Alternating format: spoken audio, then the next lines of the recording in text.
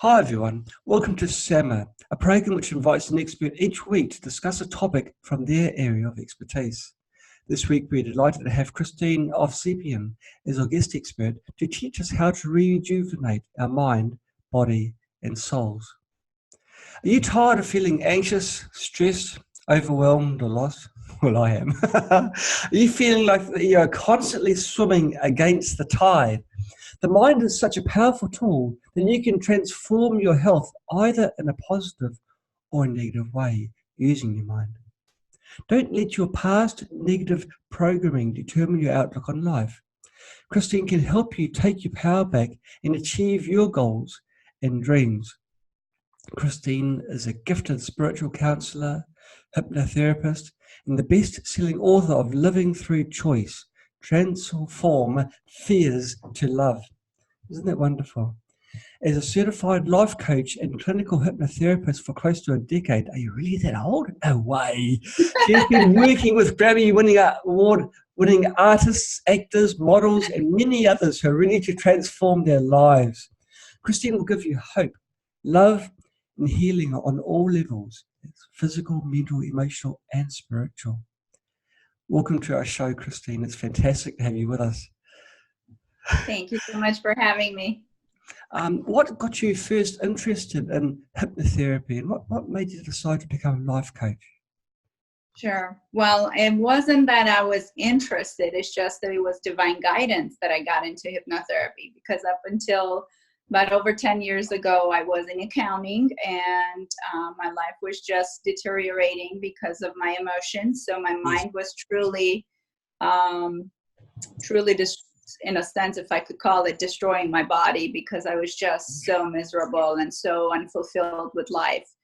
And so around 2009, I basically hit rock bottom when one of my doctors told me that if I continued on that path, I would not survive longer than 2 years, because it was becoming very physical, my emotional state. Yes. And so I just, honestly, it took me about 3 to 6 months to truly wake up to that reality and realize that I had to make a change. And so hypnotherapy really was not even a part of any of my plans ever. Right. Because coming from the culture I come from, we don't believe in therapy, yet alone hypnotherapy. So it was more divine guidance, that divine intervention, because even at the time that I came across through a vivid dream about hypnotherapy, I was studying for the CPA exam to become a CPA. But one night I just had a very vivid dream, and I looked at myself and I was wearing a white coat and I had a golden badge, and I just said, I know who I am. I remember who I am. And I woke up that morning and actually Googled in hypnotherapy, and I looked at the word and I was amazed. I'd never heard of that therapeutic kind of path. But I was in such a space of surrender and desperation. I just followed the guidance, and it got me to where I am today.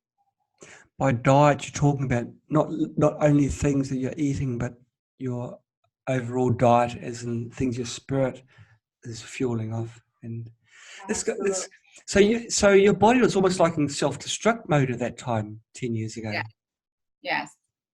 Yes. My right arm, I was diagnosed with nerve damage in my right arm because I was using my hands, of course, to type when I was doing accounting, and more so my right hand, because I was using the 10 key a lot. And so I was diagnosed with nerve damage, and the doctors wanted to open my arm up in 4 different places to help with that. But even then they said there are no guarantees that it would help. And 2 days before the surgery, it was, again, I feel it was to divine intervention that I just said no to that surgery. And I'm grateful I never did that, because once I transformed my life and I made the change, it just reversed itself.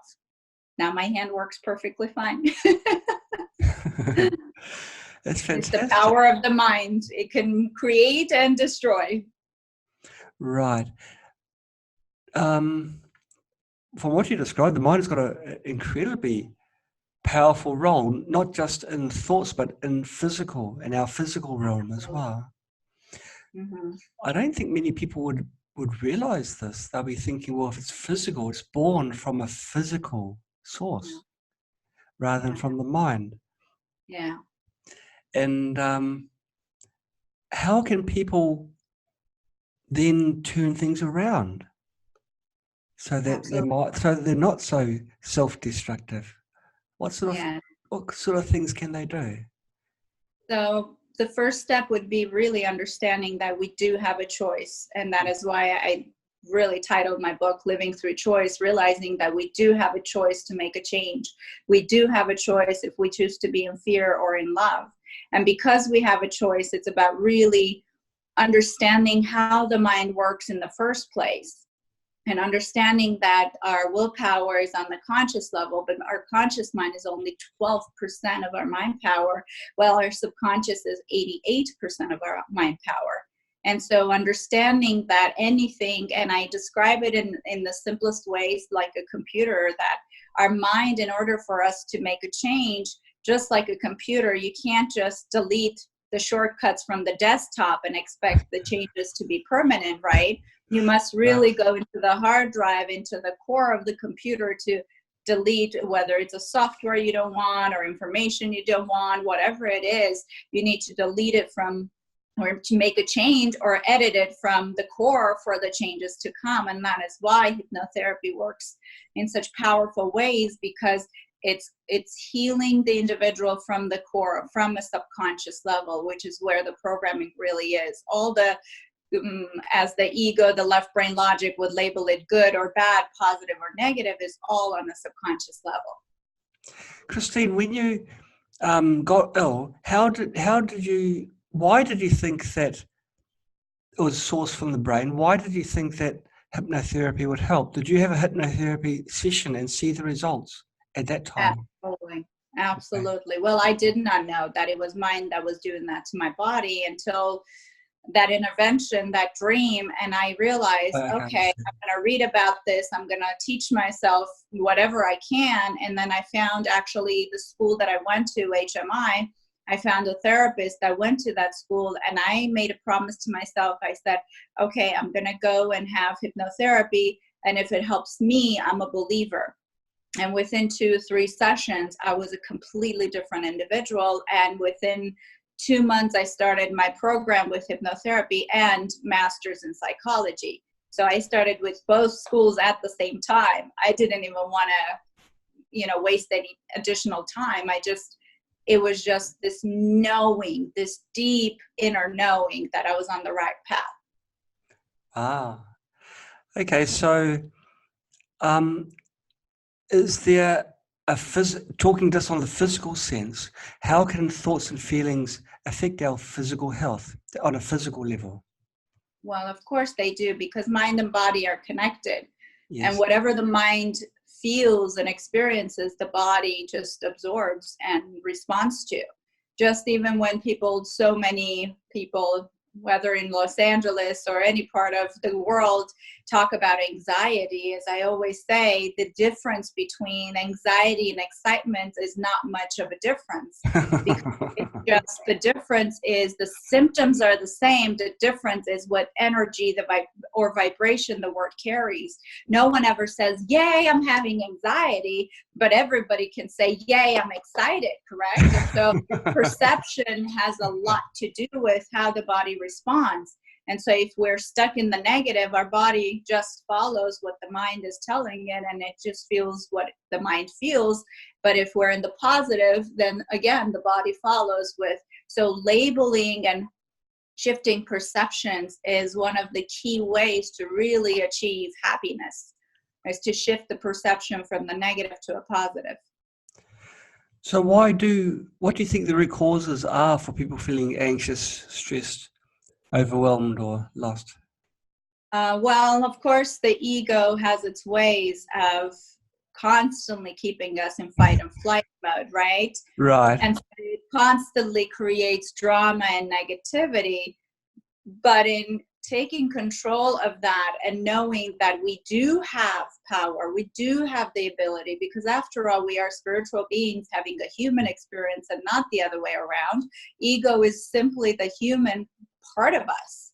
And it's only just simply the logic, the conscious, the 12%. And if we give our power to that, then we lose control. And so many people, so many of my clients come to me and say, I feel like I'm out of control. And what we tell ourselves is what the mind will believe. There is no reality nor fiction. The mind believes whatever you tell it. And if you keep repeating the same, whether it's negative, it will be negative. If it's positive, it'll be positive. And through the law of attraction, what we give to the universe is what we're going to get in return. It's not going to change. And so the practice of continuously, as I always tell my clients, don't try to shut the ego down. Don't try to shut it up. Tame it with love. That's the best way to really do it. Through repetition and through really taming the ego with love, we're able to achieve success. And how does hypnotherapy help in this regard?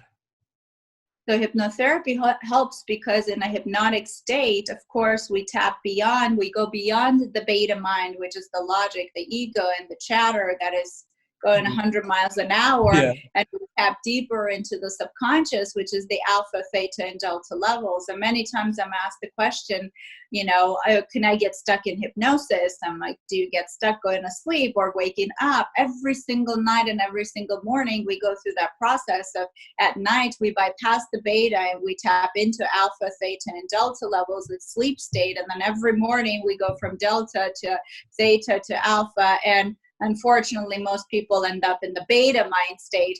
But once you really tap into that inner work and really transforming and shifting your perceptions, you're able to function from the alpha state, which is the rational, the peaceful, the content state of mind, where you can truly make good decisions instead of irrational decisions, which is the beta. Right. So that's what hypnotherapy helps you do, to tap into the subconscious mind.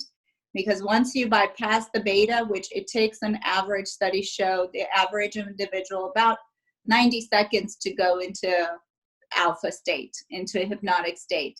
And the more that we meditate, the shorter that time becomes. And so once you tap into the alpha, the gates to the subconscious open. And once the gates open, your suggestibility heightens. And that's what really hypnosis is really tapping into that state of mind, which every night we do it anyways. It's not like the therapist is hypnotizing you. I always tell my clients, I'm not hypnotizing you.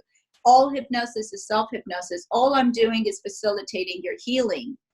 While we may not possibly, which, if you're a professional, you know how to work with these tools, you can do it for yourself, but the average person doesn't know how to do it for themselves. So the facilitator becomes that individual to help them achieve their goals. Nothing is ever done with my clients that they're not ready to do, whether it's quitting smoking or losing weight or overcoming anxiety, depression, panic. I always tell my clients, this is your choice, and I'm here to give you what you're ready to receive. Nothing can be forced. Nothing. People sometimes think that hypnosis is such a bad thing, or it's you're losing control, or you're giving your mind control to someone else. That's not true. You're not giving up control at all. In fact, you're gaining control of your life. The reason that people think you lose control is because they've all seen the shows where these people go on the stage, pendulums and everything, act like animals, and yeah. But that stage hypnosis, that's merely for entertainment purposes. Hypnotherapy is not like that at all. My clients get into a beautiful, comfortable, recliner, and I recline them and I put a blanket on them and I give them an eye mask to wear. It's kind of like in a sense, like a spa healing session. That's how comfortable they are. No one ever quacks like a chicken or barks like a dog in hypnotherapy. But no one would want to do those things in front of an audience. So how can they be coaxed into doing this if they've still got their control over their bodies and the functions? So there's a difference. So some people are way more suggestible than others. So the hypnotist knows exactly who they're picking. That is why before they start the show, they give them suggestions to see who's actually taking in those suggestions. Somebody that is very left brain and logical and is continuously analyzing everything and doesn't believe anything, right? Yeah. Is not going to experience that, or is not going to be that suggestible candidate that the hypnotist would pick. Instead, the hypnotist knows who to pick. They pick the highly suggestible individual that if they say, okay, in a moment, I will ask you to raise your hand, and half the audience automatically raises their hand because they've been told you'll raise your hand. Those are the people that the hypnotist picks. So it's about suggestibility. The more suggestible we are, the more powerful hypnotherapy can be. The less suggestible we are. And it's not that hypnosis doesn't work on everybody, which every individual goes to bed every single night and goes through that process of bypassing the beta and into the subconscious. But the difference is how you give the suggestions to the individual. Do you give them literally or do you give them metaphorically? So it just depends how they function, how their mind receives information. So if hypnotherapy can be healing, then I guess sleep follows, because it's very similar to wave patterns, can also be healing. And everyone knows how necessary sleep is for health. Absolutely. For the health of the mind, even. Number one, and the body. Absolutely. So it's a necessary thing. So that's, even that alone highlights the importance of attitude, your mental, the way that your mind, your thoughts, and everything can affect your whole body. Yeah. And we're not talking about illnesses which happen. People die if they can't get their sleep. And there's no exceptions. So it's a necessary bodily function. Absolutely. So the hypnosis, when you're giving suggestions to change their life, is this at a point in time where they haven't got their awakened state to push away from your suggestions? Is it very effective because your body can assimilate what you're saying? Every hypnotherapy session begins with a progressive. During the progressive, you're really relaxing the mind and the body. Yeah. And there comes a point where, again, within 90 seconds, that the logical brain is like, oh, I'm tired. It just checks out because it's not given attention to it. In fact, attention is being taken away. And because the mind doesn't realize reality from fiction, whatever you give it is what it starts to believe. And therefore, all you're doing is taking the mind's attention from a chaotic, rapid, chatter space and bringing it to a more peaceful space. And even if the mind transforms and moves around with the vibrations and even if beta moments, thoughts come in, I always tell my clients, just watch them fade away like a wave, because every thought has a lifetime of about 30 seconds. And so if you don't plug into the thought, it like a wave, it comes and goes. Right. I think that now I'm a very scientific person. I'm probably one of these people that can't be hypnotized as in easily anyway. I started meditation about a year ago, and I find it so hard. The mantra, I'm the sort of person without even wanting to, I'm trying to not do it, but I find myself analyzing this mantra. Mm-hmm. And I just find it so hard. Can everyone do it? Because meditation is very, very important to get your mind into a certain state where I just can't do it. Is it because I'm not trying hard enough? I'm trying too hard? That's always what I tell my clients, because you're trying too hard. Mm. Meditation is not difficult. It's kind of like saying every single night, I go to bed and I'm trying so hard to fall asleep. And the harder that we try, the more resistance there is. And so meditation is not about trying harder and harder. In fact, it's about really letting go and surrendering. That's when you really have the most magical experiences. So just think of it like you're lying down to go to sleep. Do you fight yourself, or do you just let yourself go? Sure, just relax. Yeah, let things happen. And meditation, there's 23 or so, forms of meditation. It just depends on what type of meditation you're trying to do. All you need to really focus on achieving is a peaceful state of mind. I don't, ever give my clients a meditation technique to tell them, quiet your mind completely. We're not monks. We're not in the mountains. We're not in Tibet. We're living life. Life is busy. Life is chaotic. As you were telling me before we started the recording, how much noise there is around you. So all we really need to do is just focus on bringing our attention to something more peaceful and calming. That's it. If you close your eyes, and if the one thing that really brings you peace, calmness, happiness, relaxation is, let's say you have a dog or a cat, is to think about your dog or cat, let it be that. I just like to simplify things. I don't believe in making it difficult, because most of the time my clients are frustrated because they always hear about the fact that they need to sit in a lotus position and like a monk and have their back straight. Well, we weren't born to sit that way, right? So it's hard for us. So it becomes challenging. Next thing you know, your legs are falling asleep. Your back is hurting, and it becomes more frustrating. I tell my clients, as long as you don't meditate in your bed the way you sleep, because then you don't want your mind to associate your rest and sleep with meditation. Otherwise, you'll just be meditating in your bed. Do it somewhere different. And all we really need to do is put some new age music on, put some, ocean waves, bird sounds, and just close your eyes and focus on those sounds. If water sounds doesn't work, do nature sounds. If nature and water sounds don't work, then do, new age music. There's so many different ways this can be done. And there's multiple different ways that all you need to do, even with the mantra that you said, depending on what type of mantra are you using? Because I studied Gayatri mantra, and I tried so much to try to connect, even though I had the meaning of what the mantra meant. It didn't really resonate with me. So I stopped doing it. And to me, what resonates with me more is to close my eyes and for 15, 20 minutes just to focus on gratitude and love. It's as simple as that, just gratitude and love. And when I say love, not the earthly love that is so limited and filled with pain and rejection, and people think that's love. That is not love. When I think of love, I think of that divine, pure, unconditional love, or whatever our belief is, whatever we believe in. Wherever that true essence of love is coming from. Yes.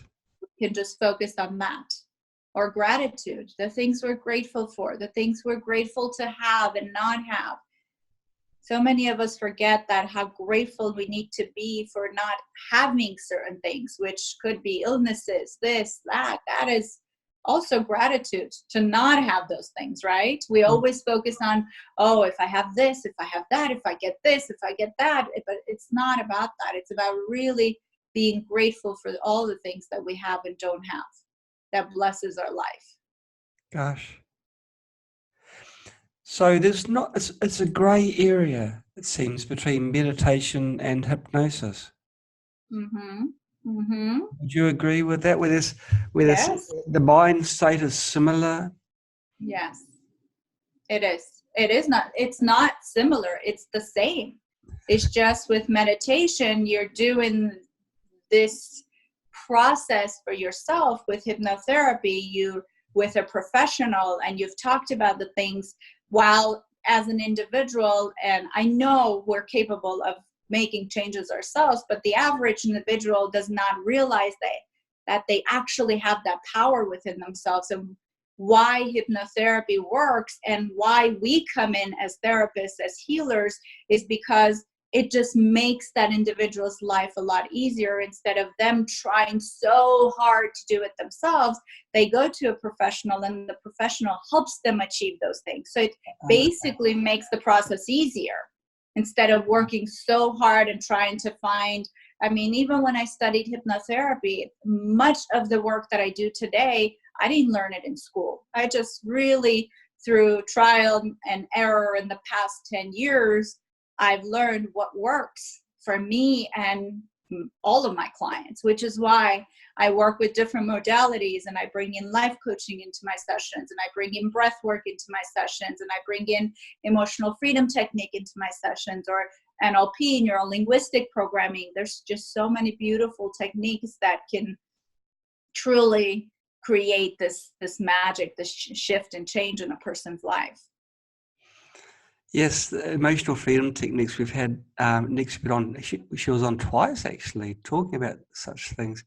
It's getting rid of our emotional baggage, the unwanted baggage that we all accumulate over time. From childhood, much of my clients' pain, it comes from childhood, and it doesn't have to be severe trauma. There's still things that as a child, because from age 0 to 7, we're just sponges. We just absorb information. And by the time we're 7 to around 9 years old, the logical brain begins to develop and it begins to analyze everything. Right. And so during that time, during that transition in analyzing, we begin to understand right and wrong, good or bad, positive, negative. And based on that, we start to kind of put ourselves into a box. We want to fit in with everybody, which I know I did much of my life, just trying to fit in. And now I realize none of us are meant to fit in. We're all meant to really be who we're meant to be. And accept who we are and mold our characters to how we want to be. And I guess hypnotherapy gives us the power to do so. What case histories, without names, have you had? Like, what other things do people come to you about? You've talked about trauma from the childhood years, but what other things do people come to you about to resolve through hypnotherapy? I mean, anxiety, depression, panic, smoking, weight loss, fertility. But overall, we can call it all we want. We can put these beautiful labels, which are not beautiful at all, in fact. We can put all these labels on our emotions. The bottom line is fear. And fear is of the ego. That's what causes separation. So it's fear-based.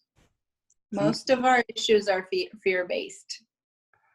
So hypnotherapy helps. Sorry? No, that's okay. It could be fear of rejection. It could be fear of success. It could be fear of failure. It could be fear of love. So many layers and layers of fear. Well, that could be a tough thing to address, couldn't it? If you've got a fear of something, to actually change that. It's a paradigm change, especially if it's from such an early age. It becomes you. You know, where we own this certain trait. Yeah. It's just the personality, but we are not our personalities, right? We can change it. We can always change it. Oh, and hypnotherapy makes it happen. I was interested when you said it helps with infertility, or fertility, you said, for hypnotherapy. Yeah.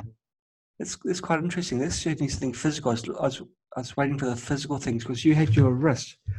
Was it your carpal tunnel? It was my entire arm. Yes. Carpal tunnel, and it was just my entire arm, and the nerve was just being pinched because of stress, because of inflammation, whatever the reason was. It was just, my nerves were shut in a sense. And so I couldn't even hold a pen to write. Was that because of stress levels? Yes, absolutely. Wow. Stress, anxiety, yep. Yeah. Stress is a silent killer. It is a very nasty thing, stress. It's so difficult to get away from, and this is where I guess meditation can help a tremendous lot, because meditation, I guess, zones you out of all that chaos. Absolutely. Let's just focus on it raises your vibration, really. If we were to speak about hypnosis, or actually the hypnotherapy that I personally do, I tap deeper into the energy aspect of it, not just hypnotherapy to give my clients suggestions, but to not only tap into the root of the issues, but also to understand that everything is energy. It's all energy related. And so when we're in the negative, when we're in the fear, when there's stress, we're vibrating lower. And by raising your vibration, you already disconnect from those negatives. So it's more so about energy and vibration shift change. So if someone's with you and they're a very nervous type of person, and they're nervous because of some childhood incident, how would you work around that and remove this negative aspect in their lives? So truly it's about helping the client to overcome the fear, because fear is really a false evidence appearing real. And the way the logical ego brain works is basically continually over the years just keeps adding more story and drama to the situation. And so by really tap into the hypnotherapy, and not only just hypnotherapy, because I combine my hypnotherapy sessions with life coaching, I give my clients tools and techniques to work with outside of the sessions to help them, because a lot of the times fear is because of fear can lead to anger, fear can lead to unforgiveness. And so through the coaching, I'm able to help my clients to release fear. So it's a mental and emotional and spiritual, it's on all levels, mind, body, and spirit work. It's not just on the mind level. So it's really tapping into and letting go of the story, owning the story instead of the story owning us. There's nothing worse than the feeling of not being in control. And if Absolutely. you're not in control of your emotions, yeah, how on earth can you be in control of anything in the physical realm? Right. And the unfortunate thing is that the ego constantly tries to gain control, but instead it continues to lose control. Where when you're acting and living and functioning from the more of the alpha brainwave and state, you are more in control because you're content, you're peaceful, you're rational. I always tell my clients, don't ever make drastic decisions from an irrational space, which is the beta mind. Always wait, take a break, take a moment, take an hour, take a week if you need to before you make that decision, because no one can truly make a good positive decision from a beta mind. We can make great decisions from the alpha mind. So the beta mind is when the ego's got control, full control. Actually out of control. Yeah. Yeah. Because it's in the negative, it's in the fear, it's in the panic, it's in the chaos. We can't make good decisions from that space. Right. What lifestyle changes can people do to help relax their minds and their bodies?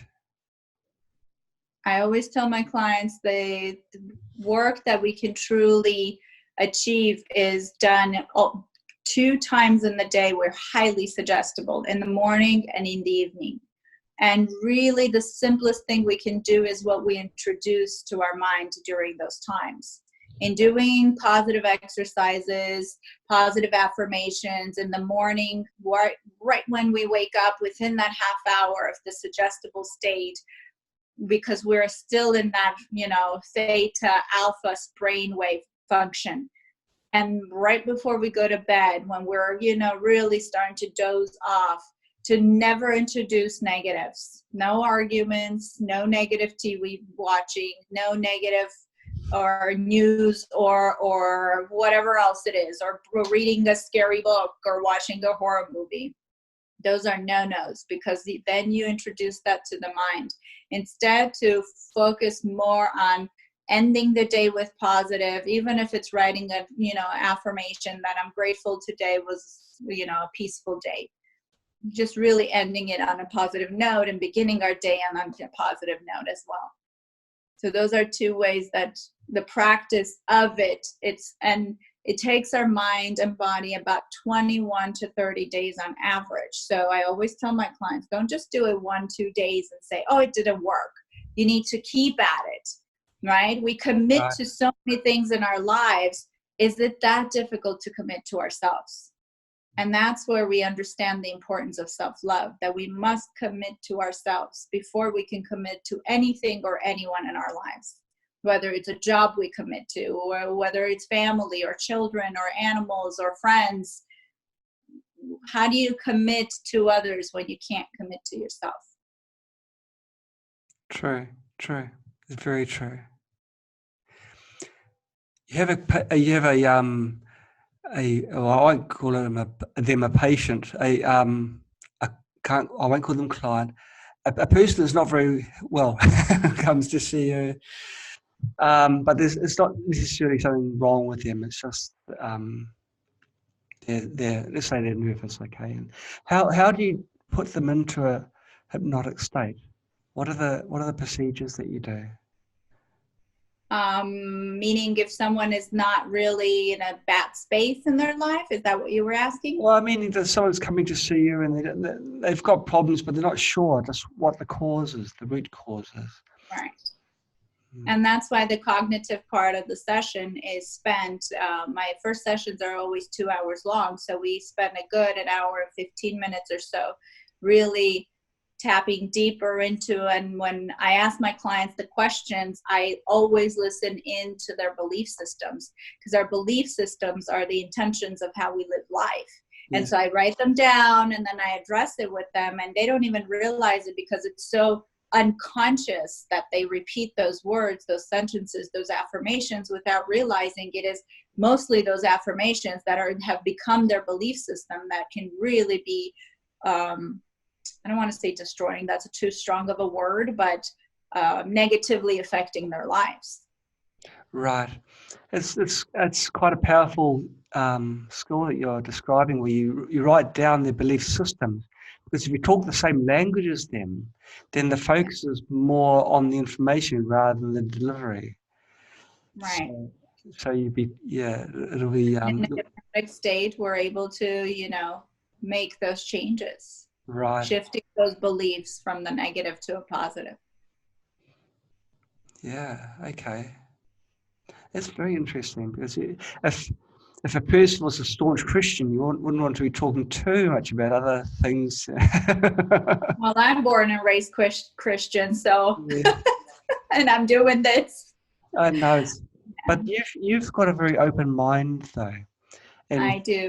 And now this vision that came to you, this really intriguing. It was like a spiritual guide that nudged you just when you needed that nudge. With a lot of people, it comes through a health crisis, where the attention is, where their life path changes tact and it goes in a different direction. And yours came not so much through a crisis, but through this information that was passed down to you. Yeah. A lot of people don't listen to messages like that, A lot of people just... We're all intuitive beings. We all have the ability to really tap in, and whether it's the knowing or the hearing, it just depends on which sense is dominant for you. We're always able to receive that information, all of us. The term intuition is a phrase used to cover up these messages. Oh, I just had an idea. Just had a thought. Just feeling. Well, what is it? Feeling? The knowing. Yeah. Or a feeling, exactly. Or a visual or a vision. Yep. So many of my clients come out of their experience, saying, oh my God, I felt it, or I felt a presence, or I saw a presence, or I heard a presence. So it's quite fascinating. It's just raised their awareness. So they've listened. It might have been there all the time, but they've just blocked it off through formal education or upbringing. Yes, absolutely. As I call it, the veil has been closed. That's a very good term. And there's a lot of, I'd say most people will have their veils closed, because if it's not physical, it's not real. Mm-hmm. That's what the ego believes, right? The ego. Yeah. So really, there's no limit to what you can achieve through hypnosis. Once you remove the ego, negate the fear, then you can wipe the whole slate clean and start again. With your not so much wipe it clean, because sometimes my clients do come to me and they say, make me forget this. I don't want to remember this, Kristine. I say, it's not about forgetting your past experiences. It's really about becoming neutral and free and cutting the emotional cords more so. so that you're no longer hostage to those memories and stories. You're in control of those stories. When we're talking about hypnosis, one reason why I think there's a lot to it, when I was a child, I obviously didn't like going to the dentist, and I found it quite painful, but I also don't like I didn't see the need of having a painkiller, so I'd sort of grunt through it without any painkiller, even when I was about 9 or so. But one time before I went in, I thought, well, I'm going to just zone out. And I was too young to think of a name for, realizing what any sort of technique to use or anything, but just think about nice things. And I could have gone through the wars and not really known it because I was in such a good spot. Is this how you describe meditation or hypnosis, where you just, you're not in the here and now, but you probably where you should be? Exactly. And then that's a perfect example, and that is exactly what I did multiple years ago when I had to have all 4 of my wisdom teeth removed at once. And I recorded myself my meditation or hypnosis, and I took it to the dentist's office. And as I was laying there, I put my headsets on, and as I was listening to it, I remember the dentist, the professional, was laughing at me. He was like, "Oh, you can't tell me that's gonna work." And I said, "You're the professional doing what you know. Let me be the professional doing what I know." And he took, all 4 of my wisdom teeth out. And afterwards, he gave me a list of about 5 painkillers and 2 antibiotics. And he said, in order for you to not feel the pain, because it's so close to your head and brain, you need to take these meds and you need to take these antibiotics so you will heal. Yeah. And I remember I had gauze in my mouth, and I pointed to the prescription and I said, And he said, "You must be crazy. You'll have infection and you won't be able to handle the pain." Well, I proved him wrong, because 2 days later I went back, and all I did was come home and meditate and trust my body, that my body knows how to heal itself. Not that I'm saying anybody should do this, but this was me knowing and trusting what my body is capable of doing. I didn't take the antibiotics, and I didn't take a single painkiller, and I had 0 pain. That's the power of the mind. We are the placebo. Well, it's not a placebo if it does things physical, and it does, and it works. Well, the placebo is that we are. If we believe we won't have pain, we won't have pain. But we must believe it, really believe it, not just say, "Oh, I won't have pain," and not believe it, because then you will have pain. So mine was my strength came from believing in what I do, and it helped me. And then 2 days later, everything was healed, and even my dentist was like shocked. How did it heal so quickly 2 days later? Maybe because I trust my body. Yes, absolutely. Yeah. Maybe, well, I'd say that the pain signals from the nerves in your teeth, or the teeth that weren't there, around surrounding, would be firing towards your brain, but your brain would have held its hand up and said, "No, I'm not listening. I'm like a parent." There are many individuals in the world that they cannot have general anesthesia, so they have surgeries with hypnosis. Wow. That's possible. It is very much possible. Wow. I mean, it's to another level, but well, whatever you can think, you can do. Even childbirth, absolutely. Even childbirth. You can have childbirth in a more positive, loving way, instead of the pain or epidurals or any of that. Some women choose to do it with hypnosis. Wow, well, that's both brave and it's also wise, I guess, because you need drugs in your body. It's not good, especially whilst your child's still there. Right, exactly. And if you want to get put off an epidural, just have a look at the length of the needle. Exactly. Scary. It is scary. That's a big incentive as well. It's gosh. So it's harnessing your mind power then in a better way. And hypnosis, I guess, would allow us to harness the power of our minds.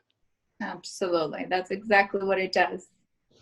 Have you ever had anyone that has been too hard a case? Someone who you've been unable to hypnotize or unable to get through once they're in that state?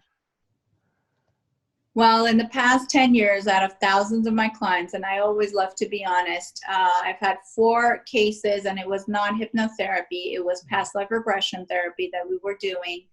But it's not that the individual wasn't able to get to the space. It was that they were just afraid. Their ego kept pulling them back. So they would go into the lifetime and pull themselves back. And they would go into the lifetime and pull themselves back, or they would not allow themselves to. So I've had about 4 cases in the 10 years, but that's a very small percentage compared to the thousands that have successfully achieved healing. So talking about when someone wanting to go back to a previous life, and maybe their formal education, and more importantly, their formal life, their formal belief system is preventing them. Is that the case? Yes. Okay. A lot of times, yes. A lot of times, what past life regression therapy is truly helpful for is for individuals who have situations in their lives that they can't explain. Certain fears, certain limitations, or they're lost and they don't know what their purpose is. And going into the past lives, you're able to really tap into one case in particular, one of my most recent cases. The individual came in and we were really tapping into relationships and understanding why certain people exist in our life, why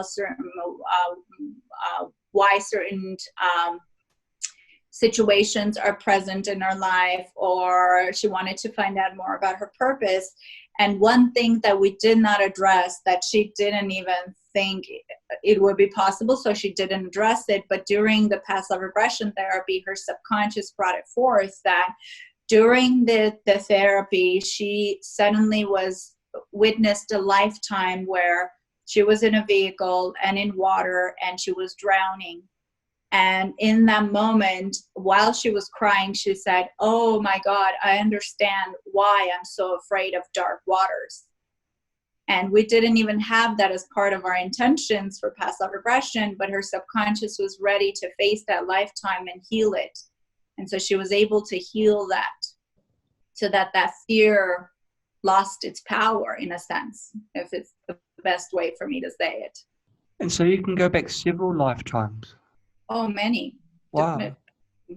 In 2 hours, sometimes I can go through 7, 15 lifetimes with my clients, or 1 or 2. It just depends on the individual and how much detail they go into. I have clients who go into detail such as the colors of the walls and what paintings are on the walls and where they are, and describing to the T their clothing and shoes and if they're male or female, and others, they go through it a lot quicker. So depending on the amount of detail the individual goes into, we're able to go from 1 up to 10, 15 lifetimes even. That's amazing. 2 hours. It is amazing. Of course, this flies in the face of how I've been brought up. But and these karmic cycles, these lifetimes, it's what's always amazed me as of in recent history, is how small the people that I associate with in this lifetime are people I've associated with in other lifetimes. It's like you're again. I'm constantly surprised how little the circle is, the karmic cycles. Yeah, and but that's another story. I guess you see this all the time, where people. Oh, well, I'll ask you directly. With people that do look back at the previous lifetimes, do they recognise anyone from their current lifetime? Yes, I honestly believe every individual we come across them in this lifetime or in future lifetimes is because they come from our family, soul family. Okay. So some people have big soul families. As I'm blessed in this lifetime, I have a humongous soul family, because every individual in the past 10 years that has come my way as clients, there's just this there's such a deep connection right from the phone call that we have over the phone. And my clients always come in and they say, from that first phone call, I felt so connected to you. And I don't think that's an accident. To me, that's because our souls recognize each other. Yes, that's right. It's so deep, isn't it? It is. And when you have a greater understanding, things become so much easier. Absolutely. I've had about 2 years of someone trying to make me look bad, or saying nasty things to me and turning people against me. But because I've accepted it, it's reduced my karmic burden, which means my next time around it's going to be so much better. Yeah. And there's so many different ways of viewing things. It's not just as it's not so simple. It probably is simple, but you've got to accept a different viewpoint. Right. Spiritual brothers and so spiritual. The question you can ask is what's karmically following? What happened in a past lifetime that this individual in this lifetime is choosing to do that? That's right. Now, I probably did something really nasty to this person, which is why things are happening now. But if I accept it, then the balances are equal, and that's right. that. And so it's actually the technique I could give you is just send that person love and light. Yeah. That's it. Just send them love and light, because whatever it is, you can heal it in this lifetime by doing that. You don't need to repeat it in a future lifetime again, or repeat it in this lifetime, or for further that situation. You can just really tame it and heal it with love and light. So keep sending that person love and light. Like I warned you at the beginning of the summer, it's probably going to meander off in different directions, and now I've got sort of meandered off into a bit of a side path. There's a belief which I have: forgiveness. Someone does something very bad to me, or sorry, I picked a bad time to start talking a lot. That is the body language right there. The throat center, the expression center is being affected, which is connected to forgiveness, whether we're not able to express how we feel or what we think. So you just had a body language right there. Well, thank you. I needed a scientific viewpoint on that. There's a forgiveness script which you read out. And you read it, and you mean it, and you extend that to the person. It could be anywhere, and it could be someone who's causing real harm to you. But the reflection on yourself is quite pronounced, and in forgiving them, it makes things a lot better for yourself. Right. And so this is the anger which you were talking about before, and anger can be such a nasty, negative emotion.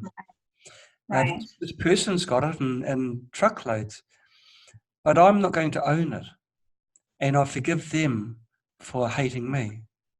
And so I say this script. There's a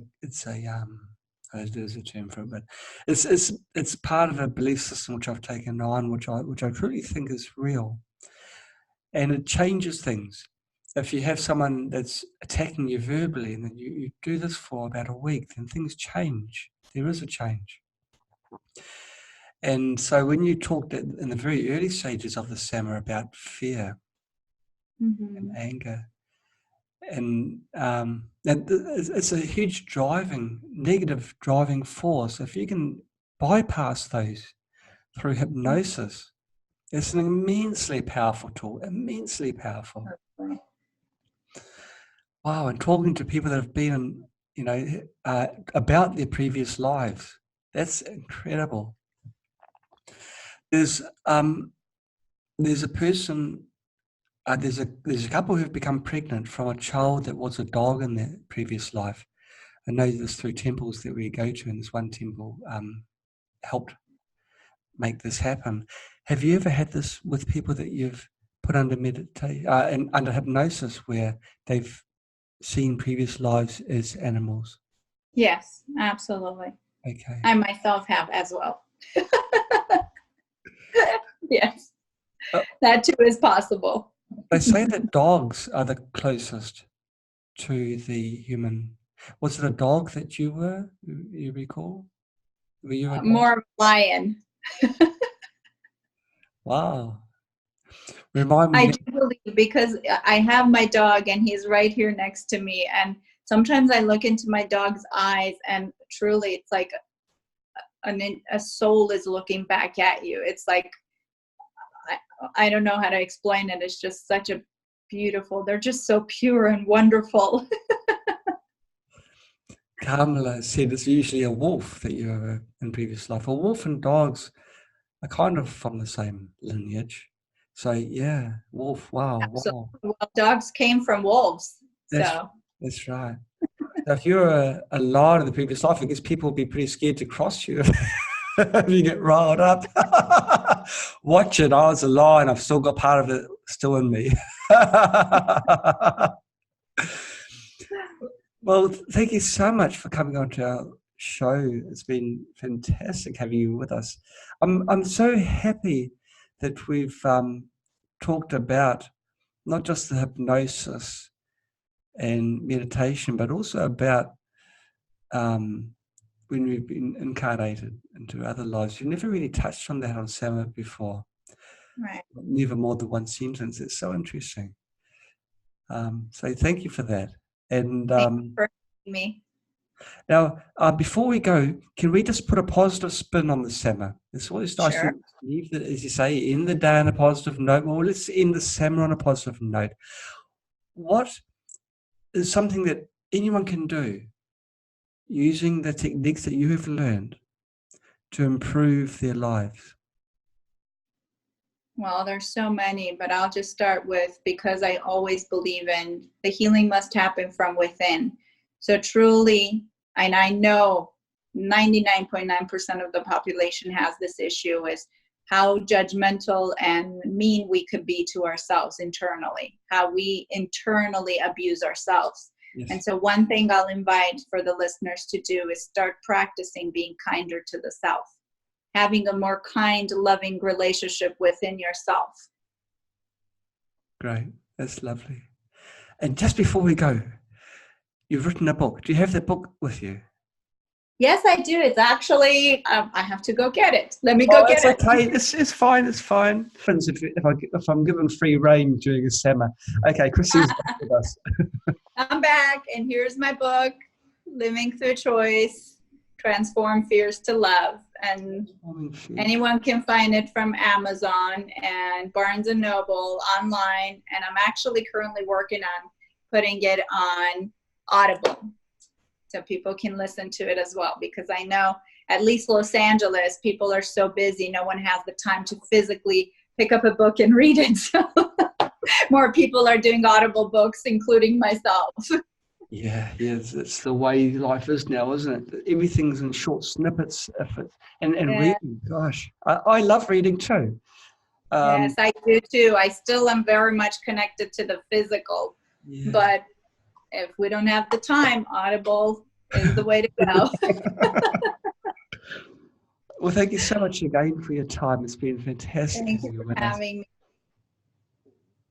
Okay, you take care. Bye-bye. Thank you too. Bye. Bye-bye.